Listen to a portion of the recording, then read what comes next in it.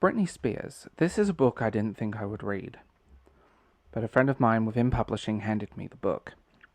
And Britney is not on my musical radar.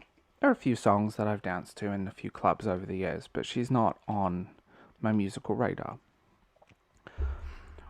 But this book, and I could talk for hours about this book, but I'm not going to go into information about the book, because it's all on the internet. Read it for yourself if you're avoiding spoilers, and I think it's been a little unfair with the trickle of information and leaks. So like, subscribe, and do all the usual stuff. This book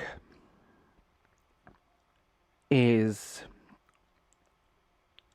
a shattering view of celebrity, of a curated, perfect pop star who was marketed as this virginal goddess, who was both a child and a sex icon, and marketed in a way that now I don't think would happen.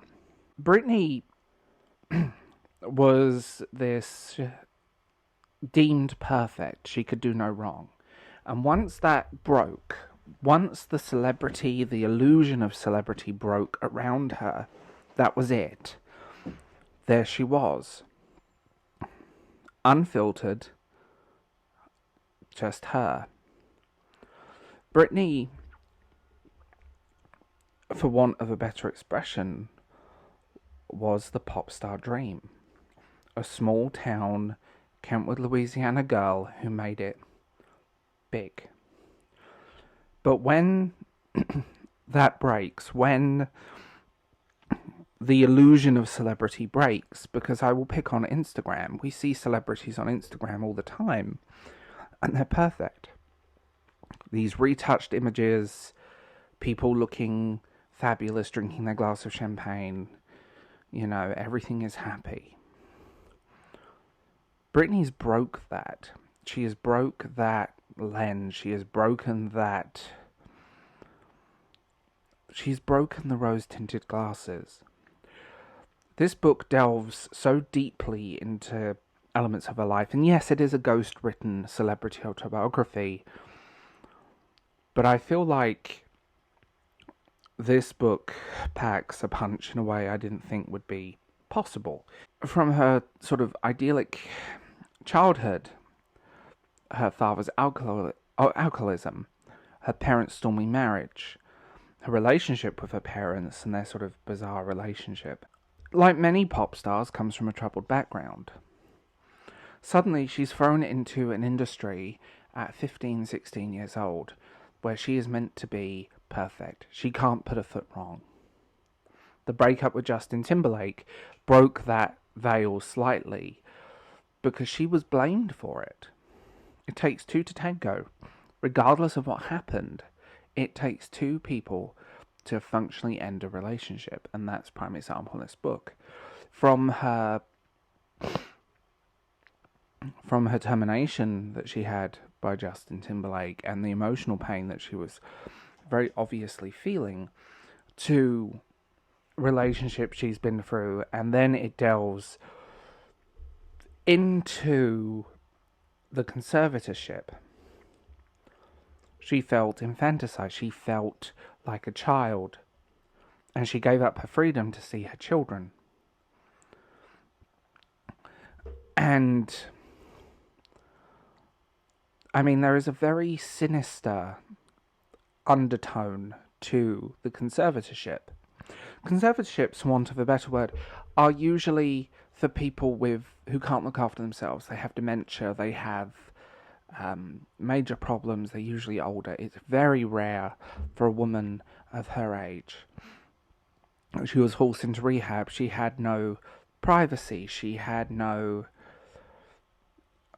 anything. She describes it as, I became a robot, but not just a robot, a child robot. This book breaks that veil of celebrity in a way that I didn't think would be possible. A friend of mine is in the public eye. He's a touring, well-known artist. We've known each other since I was a teenager and he was in his 20s. And What I will say is not on that level, but through what he went through with certain people and certain well-known music mogul who shall remain nameless, but he likes high-waisted trousers. Celebrity is a veil, and this book rips that veil apart. You have a woman who was going through the death of her favourite aunt. You have a woman that was postpartum depression. She was abandoned by her husband. She was separated from her 2 children. She was under an immense amount of pressure, and I remember those videos and Perez Hilton and TMZ and all of this stuff. I remember that. Wouldn't you crack under that? I would. I know exactly I would crack under that level of scrutiny. Everything you do is monitored. Everything you do is watched. Everything, you can't go out and get a coffee. And then to have what freedom you do have stripped away from you, told what to wear, told what to sing, told what to perform, told you have to take this medication, told you have to do this, told you have to do that as an adult. And I'm going to put this into really real terms. I know for a fact I would be acting out too. I look back on some of those performances and I decided to go on a deep dive into Britney and these sort of very wooden lip-synced performances where she was just marching on stage. And now it makes sense. She didn't want to be there. She didn't want to be on that stage. For want of a better description, I would describe Britney as a broken doll. And I think the trauma and everything that happened has left a mark on her, and this book is a prime example of that. She is... I don't know what her future holds, but I do find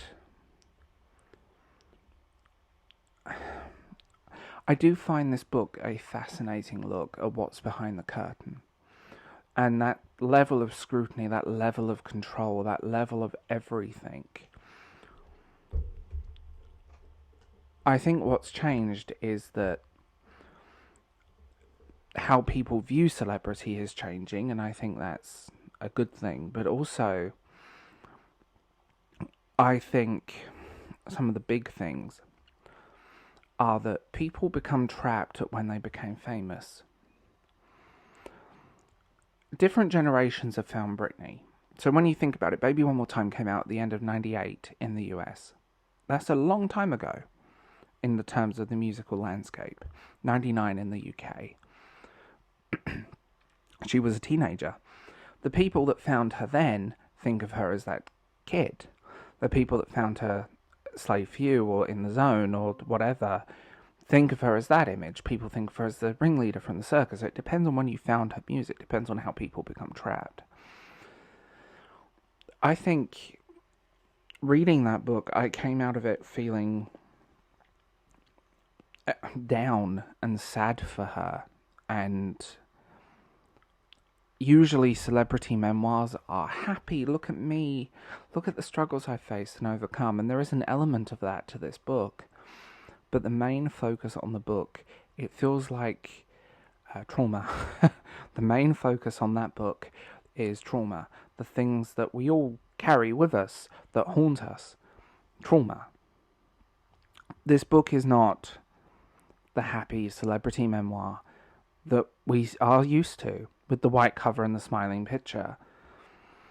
This book is dark, goes into details of her life that I think that she's very brave for sharing.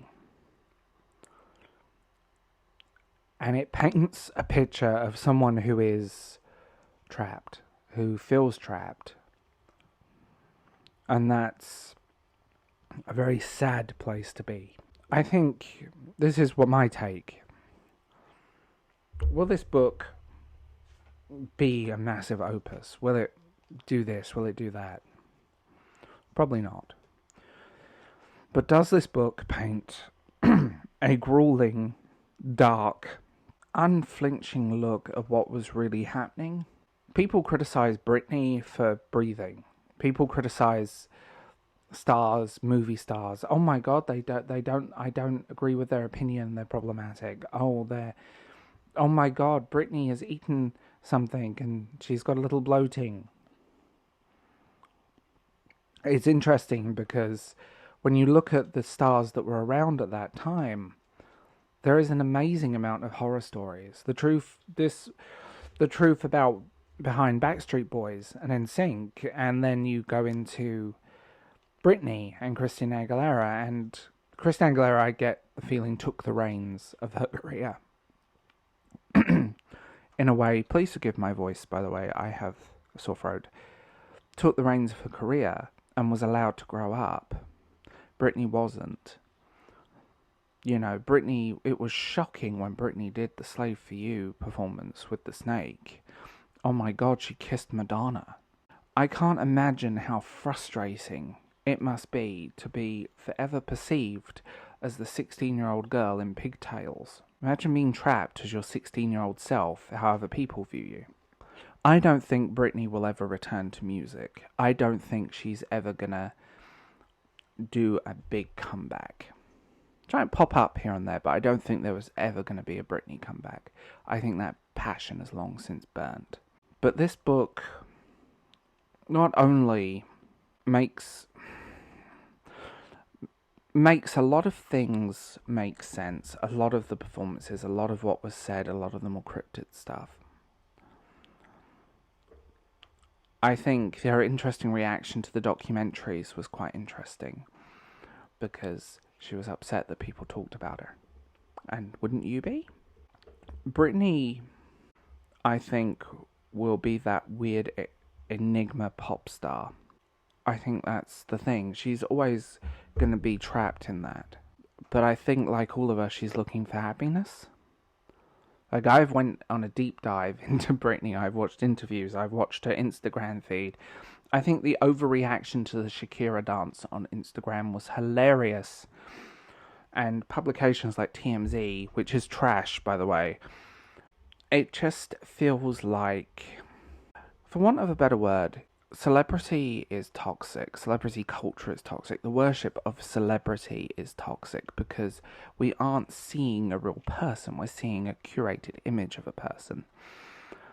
We're seeing someone who is just there.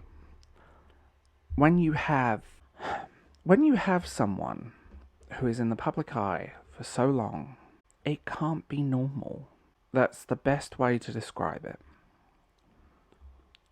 It's not a normal experience. It is not a normal thing. It's not a normal life.